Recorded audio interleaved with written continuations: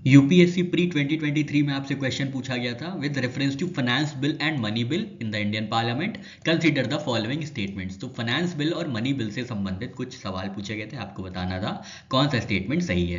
पहले स्टेटमेंट ने दिया हुआ था when Lok Sabha transmits finance bill to Rajya Sabha it can amend और रिजेक्ट द बिल। तो जब लोकसभा ट्रांसमिट करती है फाइनेंस बिल को राज्यसभा में, तब राज्यसभा के पास क्या ऑप्शन होते हैं, या तो वो अमेंड कर सकते हैं या तो रिजेक्ट कर सकते हैं फाइनेंस बिल को। ऐसा कहना है स्टेटमेंट 1 में।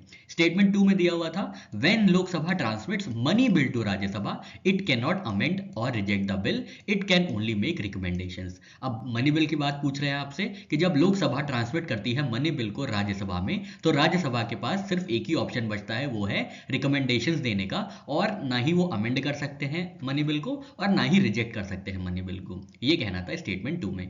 स्टेटमेंट 3 में था in the case of disagreement between Lok Sabha and Rajya Sabha there is no joint sitting become necessary for finance bill. अगर डिसएग्रीमेंट होता है लोकसभा और राज्यसभा में, तो जॉइंट सिटिंग का कोई भी मैकेनिज्म नहीं है फाइनेंस बिल को पास करने के लिए। ये स्टेटमेंट 3 में बताया गया था। अब आपको बताना था इसमें से कौन सा स्टेटमेंट सही है, कौन सा स्टेटमेंट्स गलत है। How many of the above statements are correct, कितने स्टेटमेंट्स करेक्ट हैं। तो इसका सही आंसर था बी, मतलब 2 स्टेटमेंट्स इसमें सही हैं। अभी हम लोग देखेंगे कौन कौन से स्टेटमेंट सही हैं।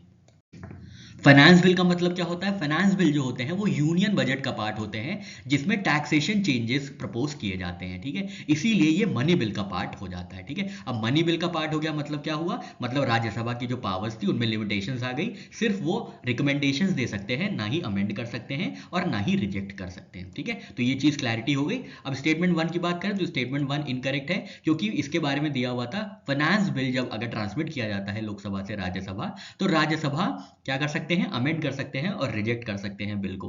ऐसा स्टेटमेंट 1 में दिया हुआ था। तो ये गलत हो जाता है, क्योंकि फाइनेंस बिल पार्ट होते हैं यूनियन बजट का, और फाइनेंस बिल में क्या होता है, टैक्सेशन चेंजेस प्रपोज किए जाते हैं। तो finance bill are very much part of union budget, जिसकी वजह से क्या होता है, राज्यसभा के पास सिर्फ एक ही पावर होती है कि वो रिकमेंड कर सकते हैं, ना ही वो रिजेक्ट कर सकते हैं और ना ही वो अमेंडमेंट दे सकते हैं। तो स्टेटमेंट 1 यहाँ पे गलत हो जाता है।